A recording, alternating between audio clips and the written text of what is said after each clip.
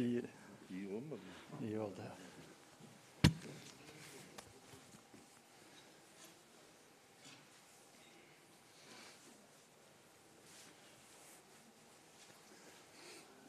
Hazır mıyız arkadaşlar? Buyurun. Değerli basın emekçileri, sizleri saygıyla selamlıyorum. Değerli arkadaşlar, geçtiğimiz hafta pek çok skandalla karşı karşıya kaldık. Geçtiğimiz hafta aslında yıllardır dillendirdiğimiz yolsuzluk çarkının ifşa olduğu günlerden geçtik. Değerli arkadaşlar, AKP'nin yarattığı yolsuzluk çarkının görünen tarafı geçen hafta ifşa oldu. AKP'nin genel merkezinde bir büro elemanı olarak çalıştırdığı Kürşat Ayvatoğlu'nun nasıl bir yaşam yaşadığını bütün Türkiye gördü. Değerli arkadaşlar, herkes ya da daha çok AKP'liler Ayvatoğlu'nun ne içtiğiyle ilgilendiler veya Ayvatoğlu'nun ne zıkkımlandığıyla ilgilendiler. Efendim kokain mi içmiş, eroin mi içmiş? Bununla ilgilendiler. Değerli arkadaşlar, elbette ki biz hiçbir gencimizin kötü alışkanlıklara girmesini istemeyiz. Ama olayın bir uyuşturucu tarafı var. Ama bizim için daha da önemli olan şey bu uyuşturucudan öte 24 yaşında bir gencin 5 yıl önce hurda bir araba bile alamayan bir gencin 5 yıl içinde böyle bir servete nasıl kavuştuğudur. Kürşat Ayvatoğlu AKP Genel Merkezi'nde ve AKP belediyelerinde çalıştıktan sonra nasıl böyle bir servete kavuşmuştur? Sayın Süleyman Soylu diyor ki sizin yanınızda çalışan birisi eroin kullanırsa suçlu siz mi olacaksınız diyor. Süleyman Soylu diyor ki eğer haksız bir kazanç varsa mahkeme orada, hukuk orada diyor. Ben de buradan Sayın Süleyman Soylu'ya soruyorum. Siz ne iş yaparsınız? Bu ülkede İçişleri Bakanı ne iş yapar? Bu ülkede İçişleri Bakanı bir yolsuzluk varsa, bir arsızlık varsa, bir haksız kazanç varsa onun üzerine gitmek ve bunun delillerini yargıya sunmakla sorumlu değil mi? AKP'nin genel merkezinde zenginleştirdiğiniz, yolsuzluklara bulaştırdığınız gençleri biz elbette yargıya şikayet ediyoruz. Ama bu ülkenin İçişleri Bakanı olarak sizin sorumluluğunuz bu yolsuzluk belgelerini ortaya koymak değil mi? Bu kişi nasıl bir belediyeye girip zenginleşmiştir? Nasıl ihalelerden komisyonlar almıştır? Nasıl yolsuzluklara imza atmıştır? Nasıl ihalelere yön vermiştir? Bunları araştırmak Süleyman Soylu'nun görevi değil mi? Bu ülkenin İçişleri Bakanlığı'nın görevi değil mi? Bundan da öte bir genci uyuşturucu kullanıyor diye ortaya koyuyorsunuz. Yolsuzluklarına bakmıyorsunuz, yargı orada diyorsunuz. Peki Kürşat Ayvatoğlu bu yolsuzlukları tek başına mı yaptı? Kim Kürşat Ayvatoğlu'na yol verdi? Kim onunla birlikte bu hırsızlıklara, yolsuzluklara imza attı? Bunlara bakmayacak mısınız ey Süleyman Soylu? Bu kişi tek başına mı ihaleye fesat karıştırdı? Tek başına mı ihalelerden komisyon aldı? İhaleleri bağladı ve arada geçen milyonlarca lira yolsuzluğa imza attı. Buna bakmayacak mısınız? Kim ona yol verdi? Kim ortaklık kurdu? Kim bu yolsuzluk çarkına imza attı? Açıkça söylüyorum buradan. İddiayla söylüyorum. Kürşat Ayvatoğlu yolsuzluk buzdağının görünen tarafıdır.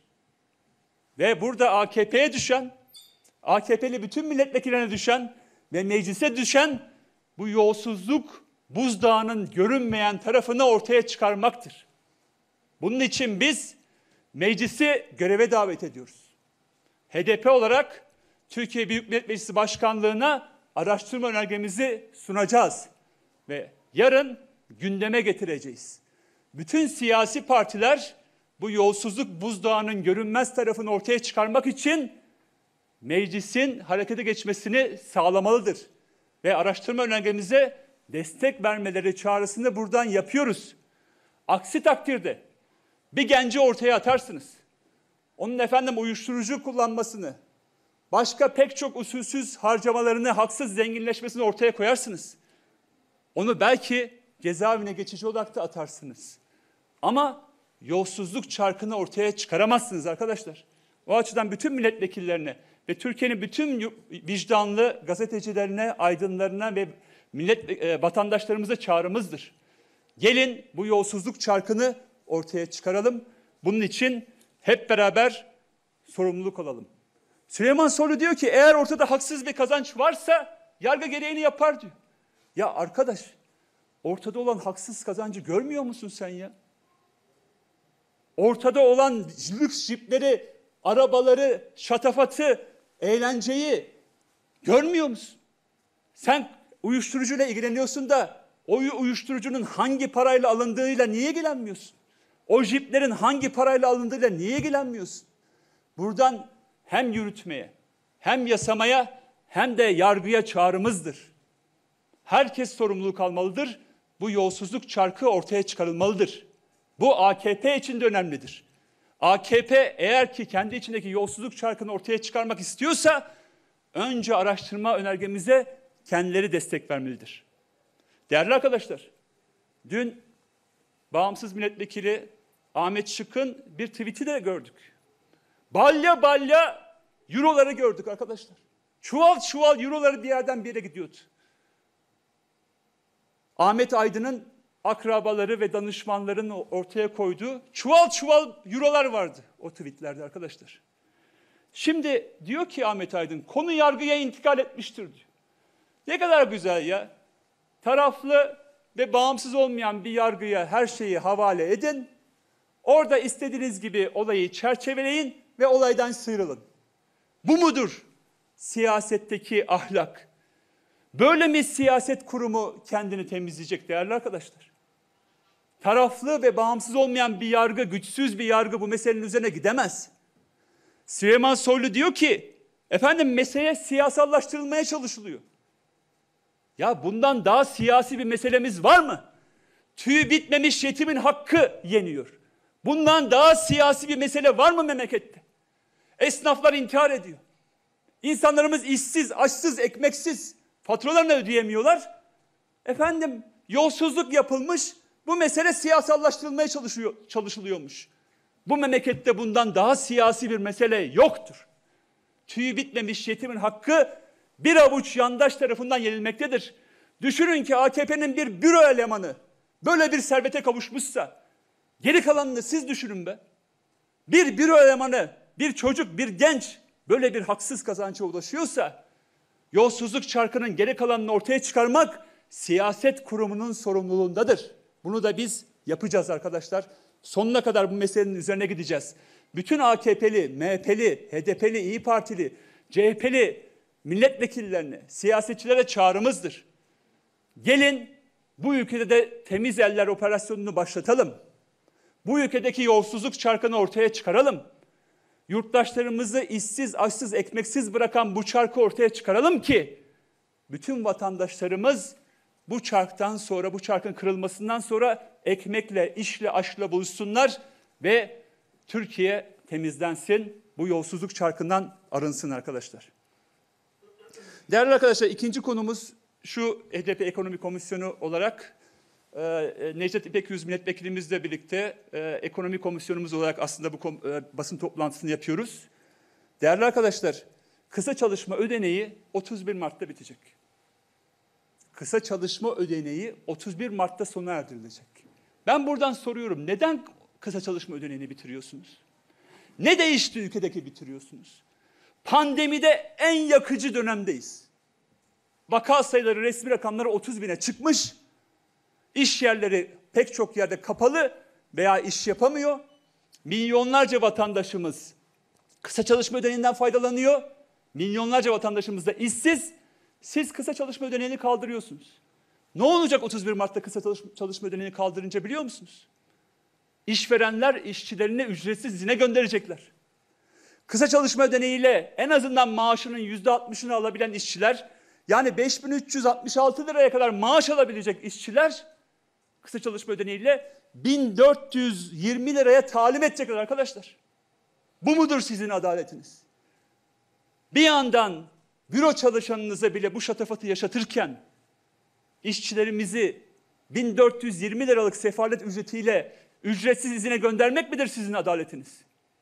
Kısa çalışma ödeneği mutlaka uzatılmalıdır. Bütün sivil toplum kuruluşları bu konuda çağrı yapmıştır ve 31 Mart'ta sona eren kısa çalışma ödeneği uzatılmalıdır.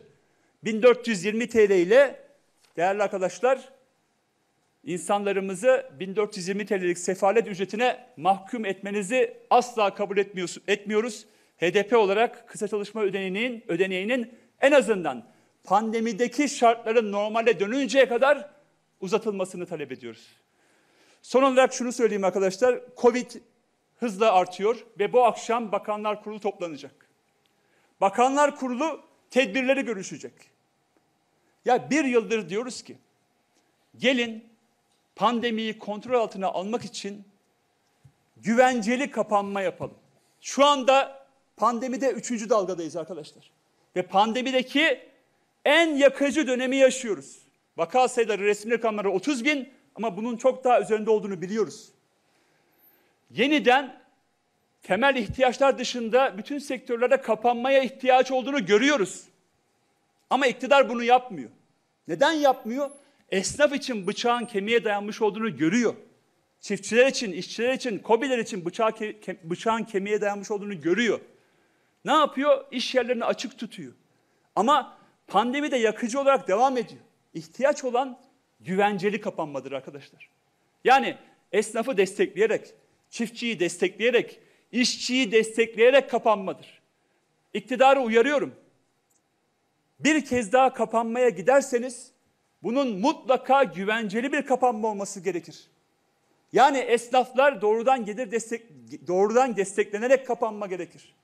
Aksi takdirde esnaf için bıçak kemiğe dayanmıştır ve kapanma kararlarının yanında mutlaka esnafa, işçiye, çiftçiye de destek çıkarılması gerekir. Aksi takdirde bıçak kemiğe dayanmış esnaf artık isyan aşamasındadır. Bu konuda da iktidarı uyarıyorum. Kapanma kararları mutlaka güvenceli kapanma olmalı ve vatandaşlarımız desteklenmelidir diyorum. Benim söyleyeceklerim bunlar arkadaşlar. Sorunuz varsa alabilirim. Teşekkürler. Sağlık.